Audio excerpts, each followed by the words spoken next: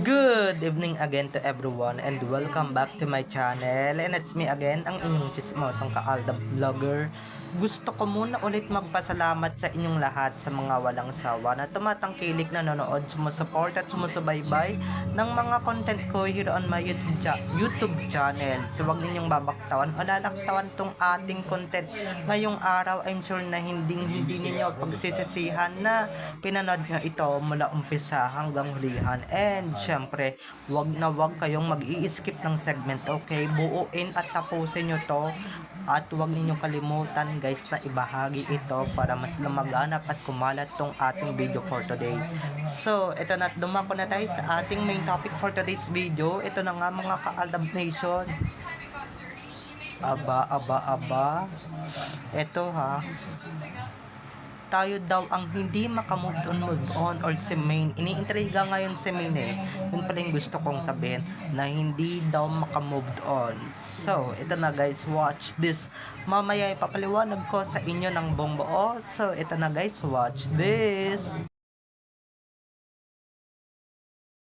At kung nakita nyo na nga yung recap, so once again si TT o sa mga admins, dumako na tayo sa ating main topic for today's video. Gaya nga ng sinabi ko kanina mga ka-Aldab Nation.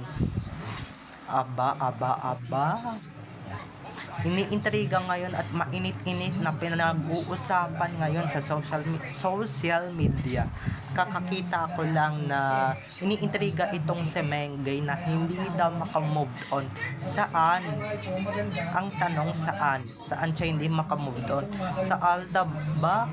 Or sa Armin? Kasi kung sa Aldab, oo, talagang mahirap kalimutan yan. Kasi nga naman, bahagi yan ng memory mo eh. Bahagi yan ng pagkatao mo, diba?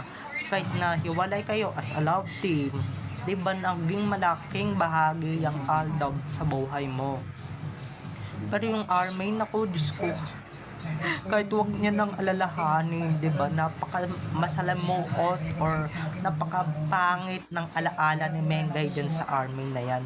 Kasi diba wala namang iginanda or hindi naman ikinaganda ng career ni Main Mendoza yung panggagamit ni Arya sa kanya, or hindi naman nagbe-benefit si Main dyan sa Searchway na yan. So paano siya hindi move on dyan. Naku, kung ako yan, mag-move on na ako dyan sa Army na yan. Pero kung sa Aldab, diba, na hanggang ngayon nakataning pa rin talaga sa puso at isip niya, mahirap talagang kalimutan yan mga ka-ADN, diba? Pero kung Army yan, kahit huwag mo nang alalahanin, Diyos ko, ibaon mo na sa limot, diba? Ibaon mo na talaga sa hukay, ibaon mo na talaga sa pagkakalimot yung Army na yan. Kasi wala naman na idulot ng maganda yan sa karir mo eh. Wala naman na idulot na, diba, nalaos ka nga dyan eh, diba, napabash ka nga dyan, tapos nadudumihan, napuputikan na yung pangalan mo, diba? So dapat talaga mamili ka kung ano ba talaga yung dapat nang kalimutan sa hindi dapat kalimutan. At syempre, kung si Mengay ang tatanungin ninyo, hindi niya makakalimutan talaga yung Aldab, or never niyang she never forgot Aldab, or she never forgotten Aldab, because Aldab is a big part. It's a huge part of her life. It's her biggest achievement in life. Kasi nga, because she became a superstar back then. Okay? Pero kung Army yan, but if it's Army, naku, ibaon nyo na sa limot yan. Okay lang talaga, wala naman talagang magandang memory yan. Wala namang, there's nothing beautiful memories with Army, diba? Because of Army, she became non-star, diba? She became an extra, diba? she got bashed on our main. She got many negativity on our main. Okay? Dapat talagang kalimutan yan at dapat talagang ibaon na talaga sa limot yan, ibaon na sa hukay. Diba? Kasi for sure, yung Aldab is never talagang makakalimutan ni May. Kahit pinapakalimot na sa kanya ng mga management niya, diba? Kaya nga siya umalis ng Itbulaga, diba? Parang hindi na niya makalimutan yung Aldab. At syempre, kahit nakalimutan niya, kunwari, nakatanim na yan sa puso niya. Dito, pati dito sa puso niya. Diba? Hindi na mabubura yan. At saka, hello, para mabubura yan sa isipan at puso ni May, maski kay Alden. Sila nga naman talaga yung nakapagtala ng napakaraming million tweets every Saturday. Hindi lang every Saturday, araw-araw. Araw-araw na nagkikita sila, trending, di ba? At syempre, trending din yung tamang panahon na talagang buong mundo, hindi lang buong Pilipinas, buong mundo, Luzon, Visayas, Mindanao, maski ibang bansa, itumutok, di ba? Maski ibang bansa talaga itumutok ng bonggang-bongga at talagang nag-abang sa Aldab phenomenon. At saka phenomenon yan, paano yan makakalimutan, di ba? Paano yan maibabaon? Diba, lalong-lalo na may special memories ka with Alden, mahirap kalimutan yan. Naku, it's hard to forget the memory that you have with Alden and George, or yung itinanim ninyo ni Alden na memories, diba? Kahit nasabihin ninyong hiwalay na yung love team nila, kahit nasabihin ninyong hiwalay na sila, they got separated on screen, but in off screen, they still together. Okay? Diba? Nako, gagawa-gawa na naman ng teaser, sasabihin, Aldab na naman yung nakalimutan, Aldab na naman yung ganito, Aldab na naman yung ganyan.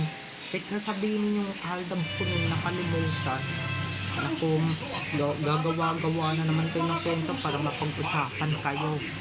Diba? Kahit sabihin na natin, Armin talaga yung gustong kalimutan ni Ming, gusto talagang ibaon sa limot ni Ming yung Armin na yan. Kasi nga, dahil dyan sa Armin na yun, talagang nalaos siya. Ako, personally, talagang nawala talaga diba? Tama naman talaga yung sinasabi ko, nalaos naman talaga siya. She got bashed every day or every instances talaga na madidikit yung pangangalan niya kay Arjo. She got bashed, okay? She got a lot of negative comments na never niya talagang nare-receive dati nung Aldab phenomenon. Never niya talagang nare-receive, never siyang nakakatanggap ng mga ganyang salita. Okay? Never siyang sinasabihan ng asawa ng magnanakaw, di ba? Asawa ng korap, di ba? Asawa ng ganito, asawa ng ganyan. Although, hindi naman siya talaga yung totoong asawa kasi yung pangalan talaga yung narurumihal dun eh. Pero kahit na, sino ba nagmamayari ng totoong pangalan? Di ba yung totoong main?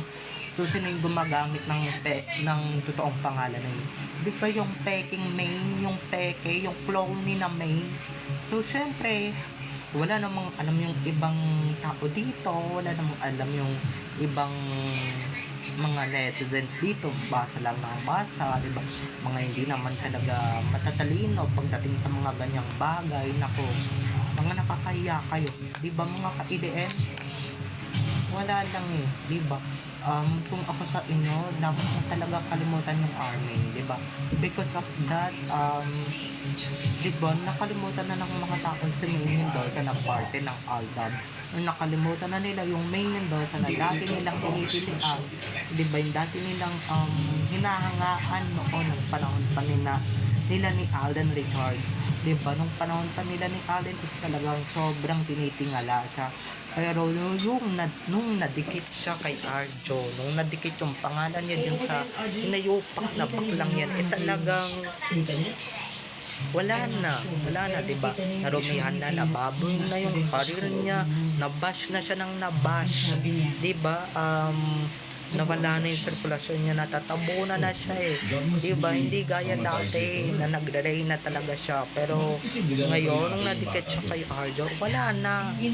Diba? Buti nga, nahiwalay na yung pangalan niya kay Arjo, diba? Nare-redeem niya na ulit yung sarili niya. Diba? Nare-redeem niya na ulit yung kinang niya na talagang uwi na lang hiya ni Arjo, ang binaboy ni Arjo, syempre. At saka, diba? Never niya talagang makakalimutan yung adab. Yan yung itatak ninyo sa isip ninyo. Diba? Yung totoong main yun, pero yung baklang main, talagang anong bang malay nung sa Aldab, diba? Baka nga hindi pa siya pinapanganak panahon ng Aldab eh. Diba? Baka bata pa lang siya nung nauso yung Aldab eh. Diba mga ka-ADN? So, ayun lang, okay? So, bye-bye na mga ka-ADN. I love you all. Have a nice day. Keep safe. And God bless everyone. Bye-bye. I love you all. Enjoy watching. Don't forget to subscribe to my YouTube channel. And syempre, don't forget to click the notification bell para pag nag-upload ako, kayo agad ang unang-unang manonotify sa aking mga susunod pang i-upload na mga videos. Okay? So, bye-bye na mga ka-ADN. I love you all. Have a nice day. Keep safe. And God bless everyone. Bye-bye. I love you all. Enjoy watching. See you on my next videos. Bye-bye.